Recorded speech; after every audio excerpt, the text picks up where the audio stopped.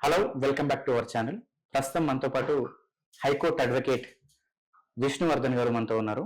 వారిని అడిగి రాష్ట్రంలో 41A సిఆర్పిసికి సంబంధించి, అలాగే ప్రొటెక్షన్ బిల్లుకి సంబంధించి, అడ్వకేట్ ప్రొటెక్షన్ బిల్లుకి సంబంధించి అండ్ రీసెంట్గా వచ్చినటువంటి ఆరోపణలు అంటే ఎవరి మీద అంటే వైజయంతిపై ఆరోపణలు వస్తున్నటువంటి అంశంపై వారిని అడిగి క్లుప్తంగా తెలుసుకునే ప్రయత్నం చేద్దాం. హలో సార్, నమస్తే. నమస్తే సార్. సార్, చెప్పండి.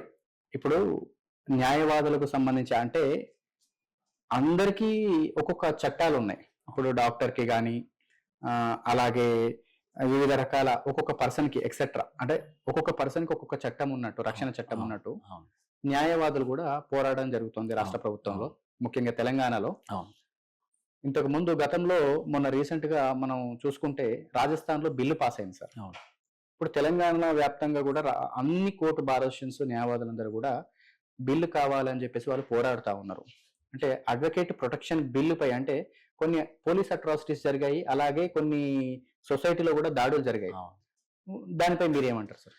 చాలా మంచి ప్రశ్న అండి. ఎందుకనంటే మొన్నటి మనం చూస్తే వెస్ట్ బెంగాల్లో ఏదైతే హాస్పిటల్లో జరిగినటువంటి రేప్ కేసు తర్వాత దేశం మొత్తం వైద్యులకు కూడా ప్రొటెక్షన్ ఉండాలని చెప్పేసి చాలా పెద్ద మూమెంట్ వచ్చింది. సుప్రీంకోర్టు కూడా ఒక సిట్ ఫామ్ చేసి యాజ్ సూన్ యాజ్ పాసిబుల్ ఒక ప్రొటెక్షన్ బిల్లు తీసుకురండి అని చెప్పేసి పార్లమెంట్ మీద ప్రెషర్ చేసింది సుప్రీంకోర్ట్ ఆఫ్ ఇండియా. ఓకే.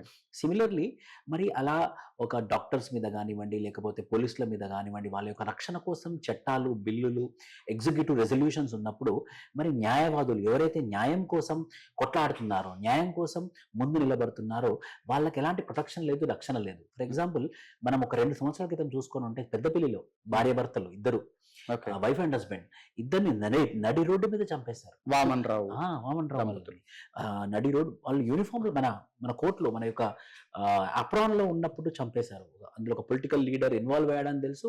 ఆ పొలిటికల్ లీడర్కి ఎలాంటి పనిష్మెంట్ ఇవ్వలేదు మనము, కానీ ఇద్దరు భార్యాభర్తలు లాయర్స్ చనిపోయారు.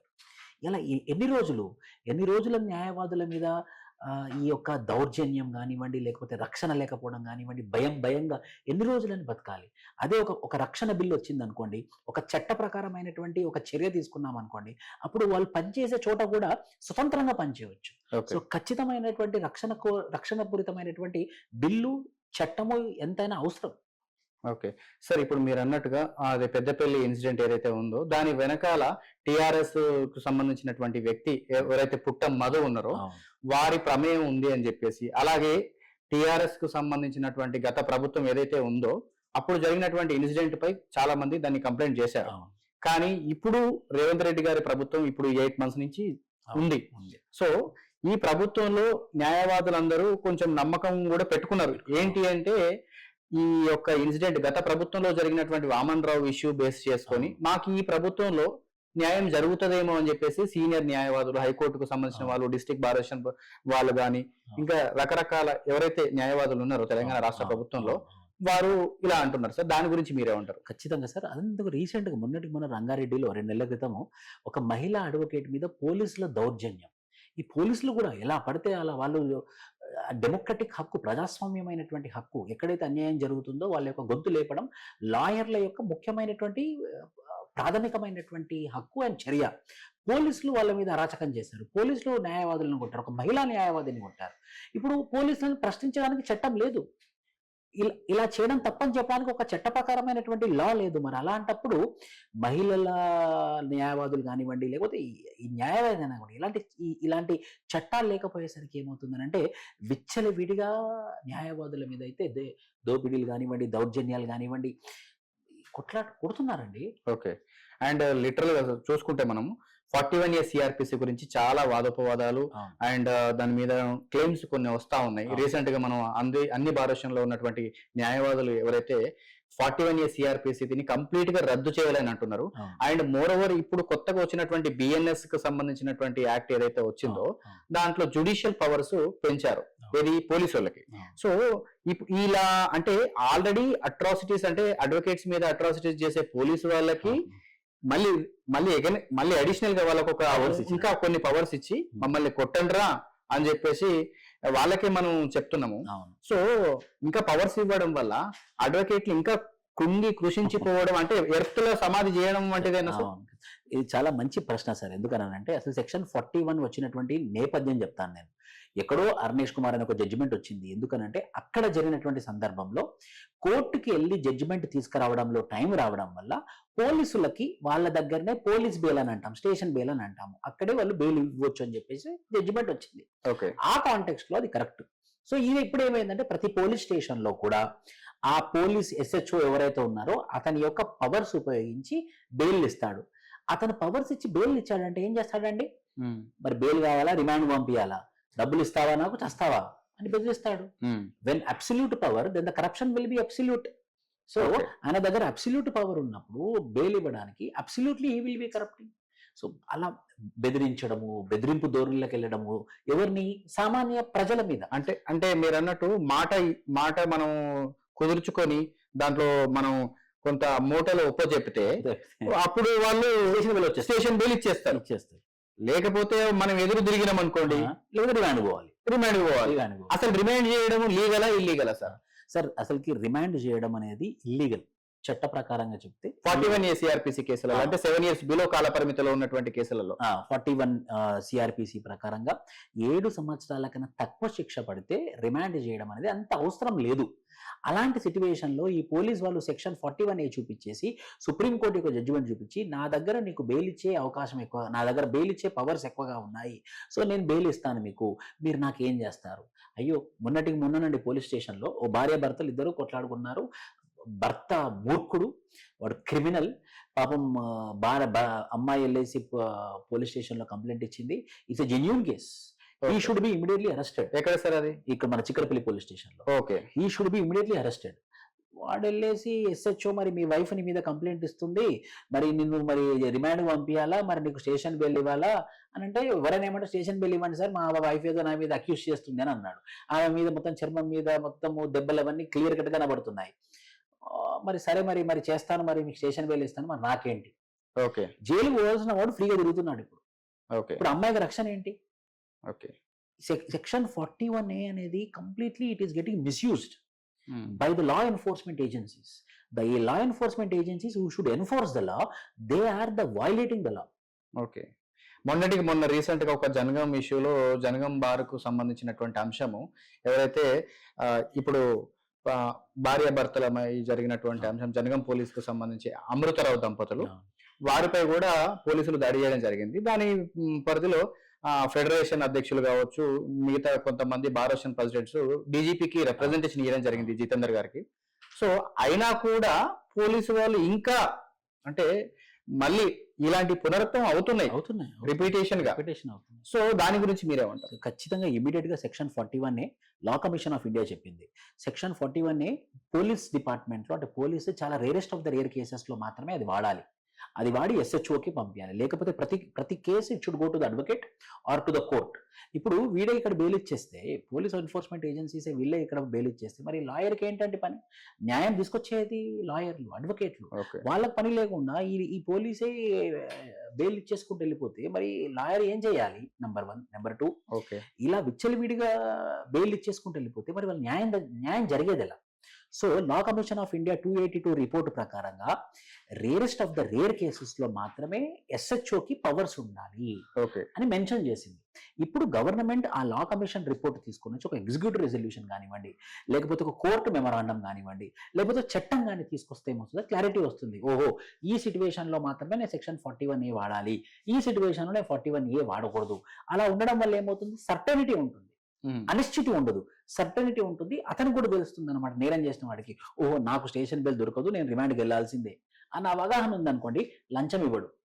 లేకపోతే మీరు లంచం తీసుకుంటాడు, నేను ట్రై చేశానంటే మీకు స్టేషన్ బెయిల్ ఇప్పిద్దామని, కానీ నా వల్ల కాలేదు, మరి నేనేం చేయాలి అని అంటాడు. ఓకే, అలా ఉండే అవకాశం కూడా ఉంటుంది. అండ్ ఇంకొకటి, క్లయింట్స్ తరఫున అడ్వకేట్స్ కూడా పోలీస్ స్టేషన్ కి కొన్ని సందర్భాల్లో సంప్రదించడం జరుగుతూ ఉంటుంది.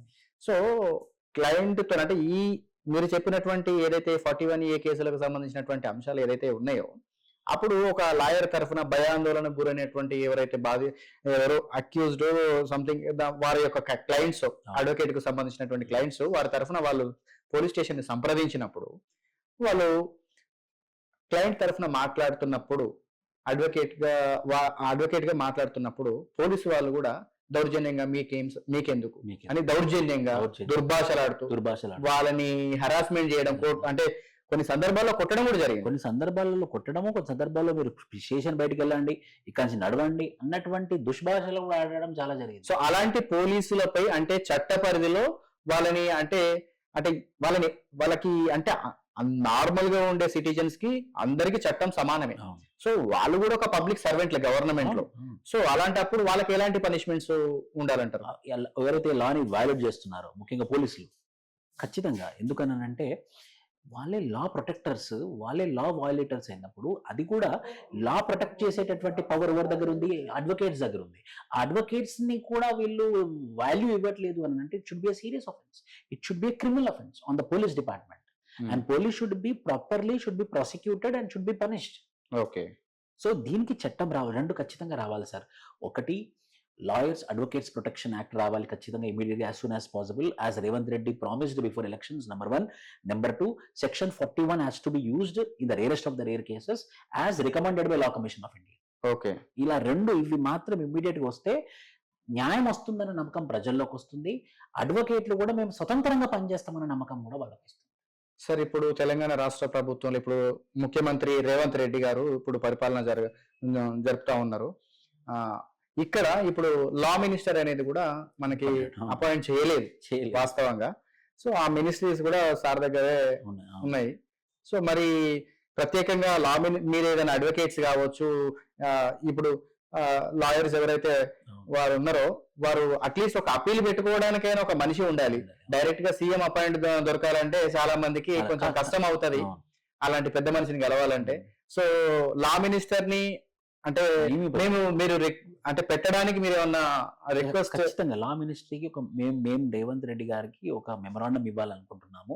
ఒక లా మినిస్ట్రీని అపాయింట్ చేస్తే ఏమవుతుందంటే లాకు సంబంధించి చట్టాలకు సంబంధించిందంటే ఆ పర్టికులర్ పర్సన్ ని మేము అప్రోచ్ అవ్వచ్చు. For example, United States of అమెరికాలో there will be department of law. In government of India there is Ministry of Law and Justice. In Kerala there is a Minister of Law. మరి అలాంటప్పుడు Telangana government లో ఎందుకు ఉండకూడదు? అప్పుడు ఇంకా easy అవుతుంది కదా న్యాయ పరిపాలన అనేది. ఓకే. ఖచ్చితంగా ఇది రిక్వైర్డ్ టైం సార్. మీరు ప్రాపర్ గా రికమెండ్ చేసినట్టు 3 విషయాలు. ఒకటేమో advocate protection act as soon as possible రావాలి. సెక్షన్ 41 ఎనీ స్టేట్ లెవెల్లో, సెంట్రల్ లెవెల్లో, 2 లెవెల్లో అమెండ్మెంట్ చేయాలి. 3, ఇంతకుముందు మీరు చెప్పినటువంటి అద్భుతమైనటువంటి విషయం, ఒక మినిస్టర్ ఆఫ్ లా ఉంటే ఏమవుతుందంటే ఒక పాయింట్ ఆఫ్ కాంటాక్ట్ అందుబాటులో ఉంటారు. సార్, ఇప్పుడు 2014లో మనం ఒక తెలంగాణ రాష్ట్రం అనేది ఏర్పరచుకున్నాం ప్రజలందరం కలిసి. సో 2014 నుంచి ఎప్పుడైతే ఈ యొక్క ఆంధ్ర తెలంగాణ డివైడ్ అయిపోయిందో అప్పటి నుంచి తెలంగాణ వాళ్ళు కోరుకున్నది ఏంటంటే మా ఉద్యోగాలు మాకుంటాయి అని చెప్పేసి. కానీ ఇప్పటికీ స్టిల్ ఆంధ్రులు ఎవరైతే ఇక్కడ తెలంగాణలో కొంతమంది ఉన్నారో వాళ్ళు కొంత సర్వీస్ దాంట్లో కొనసాగుతా ఉండడం జరుగుతూ ఉంది. సో ఇలాగే ఈ లా ఫీల్డ్ కి సంబంధించి చూసుకుంటే Vyjayanthi director of prosecution DOP ఇప్పుడు వారు చైర్ లో కూర్చున్నారు. ఇప్పుడు ఏంటంటే క్యాడర్ కి పీపీకి సంబంధించినటువంటి అంశం కానీ, ఆ టెన్యూర్ పీపుల్కి ఏదైతే అంటే గవర్నమెంట్ నుంచి అపాయింట్ అయ్యే పీపుల్ కావచ్చు, లేకపోతే అంటే ఎడ్యుకేటెడ్ గా వచ్చేటువంటి ఎవరైతే పీపుల్ కావచ్చు, వారిద్దరి మధ్య కొంత విభేదాలు నడుస్తా ఉన్నాయి. ఇప్పుడు న్యాయవాదులు కూడా, సీనియర్ న్యాయవాదులు కూడా ఏమంటున్నారంటే పొలిటికల్ గా రిక్రూట్మెంట్ చేసేటువంటి దాంట్లో కూడా వాళ్ళు పర్సంటేజ్ అంటే హాఫ్ ఈక్వల్ గా ఉండేటువంటి దాంట్లో వాళ్ళు దాని నుంచి కూడా వీళ్ళు అంత అన్యాయం చేస్తున్నారు మాకు అని చెప్పేసి కొన్ని ఆరోపణలు వస్తున్నాయి. దాని గురించి మీరేమంటారు సార్? ఖచ్చితంగా సార్, మీరు అన్నట్టు Vyjayanthi madam director of prosecution DOP డిపార్ట్మెంట్లో షీఈ్ హెడ్. చాలా లించిపిన్ పొజిషన్, అంటే మెయిన్ పొజిషన్లో కూర్చున్నారు ఆవిడ. మన తెలంగాణ న్యాయ వ్యవస్థ పొజిషన్లో కూర్చున్నారు. సో ఎందుకు ఆ తెలంగాణలో లేరా? ఆ సీటు ఫిల్అప్ చేయడానికి తెలంగాణలో మనుషులు లేరా? మన దగ్గర మనం చదువుకోలేదా? మనం LLM చదవలేదా? మన దగ్గర అనుభవం లేదా? ఆ యొక్క దోపిడీ వల్లనే కదా మనం తెలంగాణను తెచ్చుకుంది. అవును. మరి ఇంకా అదే దోపిడీ కంటిన్యూ అవుతుంటే ఎవరి కోసం తెలంగాణ తెచ్చుకున్నట్టు ఇది? సరే, ఇప్పుడు కొంతమంది న్యాయవాదులు కూడా వారిపై ఆగ్రహం చెంది, ఎవరైతే ఈ మేడం గారు ఉన్నారో వైజయంతి గారు, వారిపై ఆగ్రహం చెంది నిన్నటికి నిన్న రంగారెడ్డి జిల్లా కోర్టుకు ఎదురుగా దిష్టి బొమ్మ కూడా దహనం చేయడం జరిగింది. అలాగే వారిని ఆ సర్వీస్ నుంచి ఆ చైర్ నుంచి సస్పెండ్ చేయాలి, రిమూవల్ చేయాలి కంప్లీట్ గా అని చెప్పి, తొలగించాలని చెప్పేసి వారు డిమాండ్ చేస్తా ఉన్నారు. సో తదుపరిగా న్యాయవాదులు కూడా కోరుకునేది ఏంటంటే ఇక్కడి రాష్ట్రం వారు మాత్రమే ఉండాలి, అవును. మా క్యాడర్ వాళ్ళే ఉండాలి, అవును. తెలంగాణ రాష్ట్ర పరిధిలో ఉన్నటువంటి పర్సన్సే ఉండాలి అవును. అన్నట్టుగా వారు కోరుకుంటారు. సార్ దాని గురించి మీరేమంటారు సార్? ఖచ్చితంగా సార్. ఇప్పుడు మన వ్యవస్థలో ఇప్పుడు మనకి ప్రసన్న మేడం అని ఒక మేడం ఉన్నారు. ప్రాపర్ అడ్వకేట్, హైకోర్టులో మంచి చాలా నిజాయితీగా చేస్తారు ఆవిడ. అలా చాలా న్యాయ నిపుణులు, నిష్ణాతులు ఉన్నారు తెలంగాణ ప్రాంతంలో. ఈ రోజు కాదు, 60-70 సంవత్సరాల నుంచి ఉన్నారు. వీళ్ళకి మీరు అవకాశం ఇవ్వకుండా ఇంకా ఆంధ్ర ప్రాంతం వాళ్ళకే ఇస్తే మరి అదేదో మనం మళ్ళీ మళ్ళీ మళ్ళీ ఆంధ్ర వాళ్ళ కిందనే వెళ్ళిపోదాం. ఈ సీఎంని కూడా వీళ్ళందరినీ చేసేసి ఆంధ్ర ప్రాంతం సీఎంనే ఉందాం, ఆంధ్ర ప్రాంతం హోమ్ మినిస్టర్ కిందనే ఉన్నాం కదా. ఈ డైరెక్టర్ ఆఫ్ ప్రాసిక్యూషన్ వీళ్ళందరూ ఆంధ్ర వాళ్ళు ఉన్నప్పుడు మరి చీఫ్ మినిస్టర్లు ఎందుకు తెలంగాణ వాళ్ళు ఉండాలి? మళ్ళీ పాత దానికే వెళ్ళిపోదాం. అంటే మన నీళ్లు మనకి, మన నిధులు మనకి, మన నియామకాలు మనం అని చెప్పుకొని తెలంగాణ తెచ్చుకుంటే ఇప్పటికీ మొత్తం జ్యుడిషియరీ ఒక్కటే కాదండి, జ్యుడిషియరీలో nearly 60% of the highest posts are filled by Andhra people, AP people, Andhra people. So sir ఇప్పుడు ఇప్పుడు ఎవరైతే రేవంత్ రెడ్డి గారు ఇప్పుడు సీఎం గా ఉన్నటువంటి అంశం తెలంగాణ రాష్ట్రంలో ఉన్నారో వారికి మీరు ఫైనల్ గా అంటే వారిని వినతి అనుకోండి, వారిని ఒక డిమాండ్ అనుకోండి, అంటే న్యాయవాదుల పక్షాన కొంతమంది డిమాండ్ చేస్తా ఉన్నారు, కొంతమంది వినతి కూడా చేస్తా ఉన్నారు. సో బీయింగ్ మీరు ఒక లాకు సంబంధించినటువంటి వ్యక్తి కాబట్టి మీరు అంటే రేవంత్ రెడ్డి గారిని మీరు ఏం డిమాండ్ చేయాల్సుకున్నారు, ఏం వినతి చేయాల్సుకున్నారు? అంటే తదుపరిగా అడ్వకేట్లకి న్యాయం జరగాలి. 4 అండి ఎంతో కష్టపడి కొట్లాడి తెచ్చుకున్నటువంటి తెలంగాణలో తెలంగాణ ప్రాంతం వాళ్ళకి పెద్దపీట వేయాలి. సో ఈ దృష్ట్యా 4 రికమెండేషన్స్ చేస్తున్నాను మొత్తం గవర్నమెంట్ ఆఫ్ తెలంగాణకి. Number 1, as soon as possible section 41A state legislative అసెంబ్లీలో పార్లమెంట్ లో కూడా అమెండ్మెంట్ జరిగి ఒక స్పెసిఫిక్ కేసెస్ లో మాత్రమే సెక్షన్ 41A వాడే విధంగా చూడాలి. అర్నేష్ కుమార్ జడ్జిమెంట్ ని ప్రతి దాంట్లో మనం తీసుకోకూడదు. 2, ముఖ్యంగా advocate protection bill as soon as possible legislative అసెంబ్లీలో పెట్టాలి. 3, ముఖ్యంగా మినిస్టర్ ఆఫ్ లా ఒకరిని ఎస్టాబ్లిష్ చేయండి, ఒక పర్టికులర్ పర్సన్ కి ఆ పొజిషన్ ఇవ్వండి. 4, ఇప్పటికైనా సరే ఏదైతే జ్యుడిషియరీలో హైయెస్ట్ పొజిషన్ లో ఏవైతే అపాయింట్మెంట్స్ ఉన్నాయో అపాయింట్మెంట్స్ లో ఆంధ్ర ప్రాంతం వాళ్ళకి కాకుండా తెలంగాణ ప్రాంతం న్యాయ నిపుణులకి పోస్టులు ఇస్తే ఏంటంటే న్యాయ వ్యవస్థ మీద నమ్మకం పెరుగుతుంది. సో దయచేసి ఈ 4 కనుక మీరు ఇంప్లిమెంట్ చేస్తే మాత్రం జ్యుడిషియరీ మీద నమ్మకమే కాకుండా ప్రజల్లో కూడా ఒక రకమైనటువంటి ధైర్యం పెరుగుతుంది, చైతన్యం కలిగించిన వారు. సో చూసారు కదండి, గౌరవ ముఖ్యమంత్రి గారు రేవంత్ రెడ్డి గారు, మీకు కూడా మేము మా ఛానల్ తరఫున మేము విన్నపించుకునేది ఏంటంటే రాష్ట్రంలో న్యాయవాదులు చాలా ఇబ్బంది పడుతున్నారు. ఎలా అంటే వారిపై పోలీస్ అట్రాసిటీస్ జరుగుతూ ఉన్నాయి. ఆల్రెడీ ఎంతో మంది న్యాయవాదులు అన్ని కోర్టు 33 జిల్లాలు ఇప్పుడు ప్రజెంట్ ఉన్నటువంటి అన్ని బార్ వెర్షన్లు కూడా, అలాగే విష్ణు సార్ చెప్పినటువంటి అంశంలో కూడా ఇప్పుడు ఏంటంటే అందరూ డిమాండ్ చేస్తా ఉన్నారు, ఆంధ్రులను వెళ్ళగొట్టండి తెలంగాణ రాష్ట్ర ప్రభుత్వం నుంచి. ఎందులో నుంచి అంటే మీరు ఉన్నతమైన పదవులు ఆంధ్ర వాళ్ళకే ఇస్తే మరి తెలంగాణలో ఉన్నటువంటి మహిళలు ఏం కావాలి, మిగతా అంటే జెంట్స్ ఏం కావాలి, మగవారు వారికి కూడా వారు ఇక్కడి ప్రాంతం ఈ క్యాడర్ కు చెందినటువంటి వ్యక్తులనే అపాయింట్ చేయమని చెప్పేసి మేము కూడా డిమాండ్ చేస్తా ఉన్నాం. ఖచ్చితంగా మీరు అది వినతి అనుకోండి, డిమాండ్ అనుకోండి. సో ఖచ్చితంగా న్యాయవాదులకు ఒక రక్షణ చట్టం కావాలి. ఖచ్చితంగా అలాగే 41 CRPCని దాన్ని కూడా సరిదిద్దండి. అండ్ అలాగే పీపీలకు సంబంధించినటువంటి ఎవరైతే డైరెక్టర్ ఆఫ్ డిఓపి అంటే డైరెక్టర్ ప్రాసిక్యూషన్ వైజయంతి గారిని కంప్లీట్ గా రిమూవ్ చేయండి, తెలంగాణ క్యాడర్ కు సంబంధించినటువంటి వ్యక్తిని అపాయింట్ చేయండి అని చెప్పి మేము కూడా కోరుకుంటున్నాం సార్. ఖచ్చితంగా మీరు చేస్తారు. మాకు మీ పట్ల కూడా మీ మీద న్యాయవాదులు కూడా ఇప్పుడు ఇప్పటికీ హోప్స్ తో ఉన్నారు, ఖచ్చితంగా చేయాలి. అది చేయాలని చెప్పేసి కూడా మేము కూడా మీకు వినతి చేస్తుంటున్నాం. నమస్తే సార్.